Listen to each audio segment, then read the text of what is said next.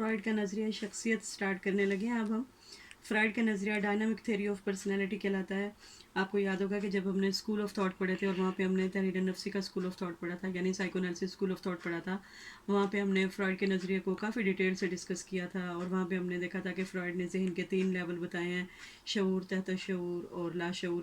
یعنی یہ تینوں لیول جو ہے فرائڈ نے اس وقت اس کا جو برین کا ماڈل تھا اس نے بتایا تھا کہ ذہن کے 3 درجے ہیں. اور یہ تینوں درجوں کے علاوہ اس نے کہا کہ شعور وہ چیز ہے جس سے, یعنی شعور سے مراد وہ کیفیات ہیں جن سے ہم فوری طور پر یا وقتی طور پر آگاہ ہوتے ہیں, اور تحت شعوری کیفیات وہ کیفیات ہیں جن سے ہم فوری یا وقتی طور پر تو آگاہ نہیں ہوتے. یعنی ہم کچھ واقعات کو جن پر کچھ ٹائم گزر چکا ہوتا ہے ہم ان کو بھول جاتے ہیں, لیکن تھوڑی کوشش سے جن کو ہم اپنے ذہن کے شعوری حصے میں واپس لا سکیں ان کو تحت شعوری واقعات یا تحت شعوری جو اعمال کہا جا سکتا ہے. اور لاشعور کا ذہن کا وہ حصہ ہے جہاں تک انسان کی رسائی ممکن ہی نہیں ہے.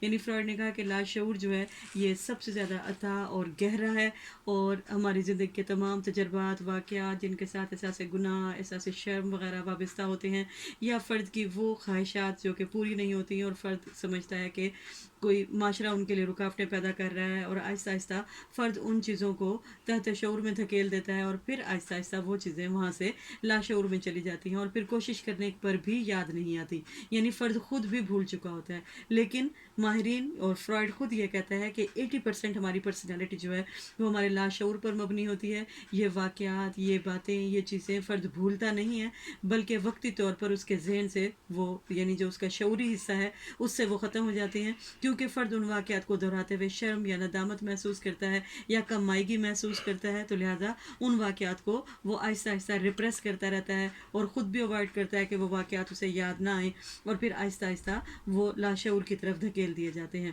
لیکن بعد میں وہ واقعات جو ہے, کیونکہ لاشعور میں تو وہ رہتے ہیں, وہ ہماری شخصیت کو متاثر کرتے رہتے ہیں.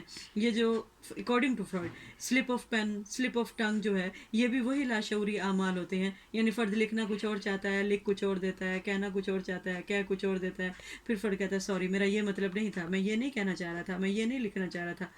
در حقیقت وہ وہی لکھنا چاہ رہا تھا.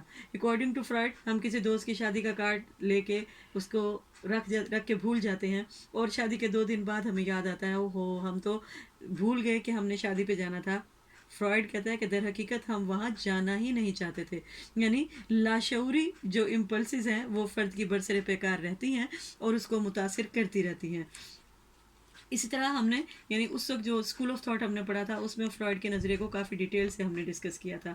اور وہیں ہم نے سائیکک انرجی کا, یعنی ڈائنامکس آف پرسنالٹی میں سائیکک انرجی, لیبیڈو کا ذکر بھی کیا تھا کہ لیبیڈو جو ہے, یعنی بقول فرائڈ لیبیڈو جبلات اور عضویاتی ضروریات جو ہیں یہ فرد کے کردار اور احساسات کو متعین کرتی ہیں.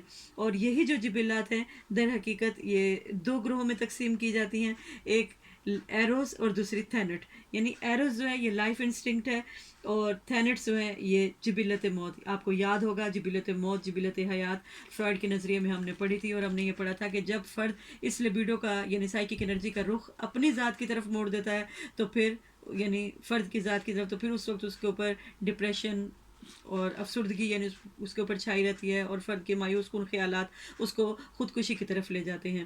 اور اگر وہ معاشرے کی طرف اس کا رخ موڑ دے, یعنی یہ سائیکک انرجی جس میں جبلت موت ہے, جبلت موت کا رخ اگر وہ معاشرے کی طرف موڑ دے تو وہاں اس وقت وہ معاشرے میں تخریب کاری اور دوسروں کو نقصان پہنچانا جو ہے, یہ توڑ پھوڑ کرنا, یہ جبلت جو ہے یہ اس کے اندر رہتی ہے. جبکہ جبلت حیات اکثر فرد پر غالب رہتی ہے. یعنی اکثر لوگ جو ہے جبلت حیات کے تحت زندگی گزارتے ہیں, اور یہ جبلت حیات جو ہے اس میں فرد تعمیری کام کرنا چاہتا ہے. یعنی شخصیت کی تعمیر میں جبلت حیات جو ہے وہ انتہائی اہم ہے. اور فرد تعمیری کام کرتے ہوئے, یعنی یہ تعمیری کام کون سے ہو سکتے ہیں, یعنی فرد خوش و خرم رہنا چاہتا ہے اور اپنی زندگی کو بھرپور طریقے سے جینا چاہتا ہے. اور ان تمام انسٹنکٹ میں, یعنی جو سائیکک انرجی جس کو ہم لیبیڈو کہتے ہیں, فرائڈ کہتا ہے کہ فرائڈ کی یہ شخصیت جو ہے در حقیقت میدان جنگ ہے, اور جس میں دونوں یہ متضاد قوتیں, یعنی ایروز اینڈ تھینٹس, جبلت حیات, جبلت موت, آپس میں برسر پیکار رہتی ہیں. اور اس کے نتیجے میں فرد کے اندر تناؤ یا تشویش پیدا ہوتی ہے. اور در حقیقت شخصی نظام کا جو نظریہ اس نے پیش کیا, اس کے اس شخصی نظام کو کانفلکٹ ماڈل بھی کہا جاتا ہے. یعنی اس نے کہا کہ یہ جو نفسیاتی کشمکش سے نبٹنے کے لیے فرد کا جو اس کا نظریہ جو ہے, ماہرین یہ کہتے ہیں کہ نفسیاتی کشمکش سے نبٹنے کے لیے فرائڈ کا کرداری نمونے کا نظریہ جو ہے یہ استعمال کیا جا سکتا ہے، کیونکہ فرائڈ نے نفسی توانائی کو ہی ہر نفسی عمل کا ذمہ دار قرار دیا ہے۔ اب ہم ڈائریکٹ فرائڈ کے نظریے پر آ جاتے ہیں کہ فرائڈ نے اپنے نظریے کی وضاحت 3 عنوانات کے تحت کی ہے، یعنی structure of personality, development of personality and dynamics of personality, شخصیت کی ساخت، شخصیت کی نشوونما اور شخصیت کی حرکتیت، یعنی 3 حصوں میں اس کے نظریے کو تقسیم کیا جا سکتا ہے، کیونکہ اس نے ان 3 سٹیجز میں اس نظریے کو بیان کرنے کی کوشش کی ہے۔ فرائڈ کے نظریے کے مطابق انسانی شخصیت ساخت کے اعتبار سے 3 نظاموں پر مشتمل۔ پرسوں آپ کا نیکسٹ لیکچر ہوگا، اور نیکسٹ لیکچر میں انشاءاللہ شخصیت کی ساخت اور اس کی نشوونما، یعنی شخصیت کی ساخت، نشوونما اور حرکتیت تینوں کو انشاءاللہ ہم ڈسکس کریں گے۔